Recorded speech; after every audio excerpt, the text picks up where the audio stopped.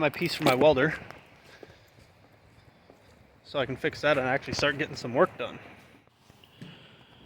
Well, here's the piece I ordered for my welder. Well, it's a warranty replacement, so I didn't need to order it. But in my handle, which, looking at this, mine looks a little bit different. It's just a Mako welder. Mine's a little bit different than that, but I mean, virtually, I guess it's the same thing. My handle, for whatever reason, when I go to pull the trigger, it doesn't really want to release the gas every single time. It's just a Mako welder. It's done everything I need, so let's go ahead and get this swapped out. So first issue, for the trigger for the handle, comes up to these wires, which is blue and brown, come to the board up here. On the new one, how am I supposed to tell the difference? They're both the same color, and there's no markings anywhere on the wires. And I got a consumable.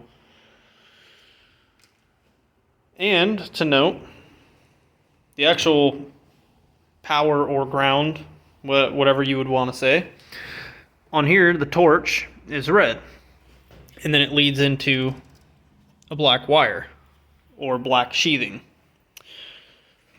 Not that that actually matters, but now I have to figure out what these two, which one's which.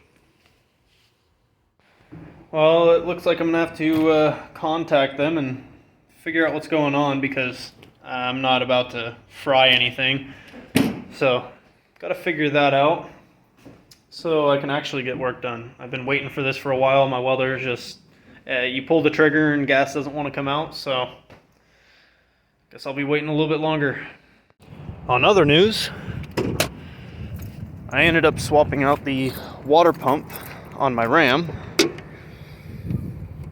and taking the clutch fan and shroud out as well and replacing it with the V6 electric fan. So far it's working good. We're gonna be going out this weekend, so I'm actually gonna be testing it to see how well it works.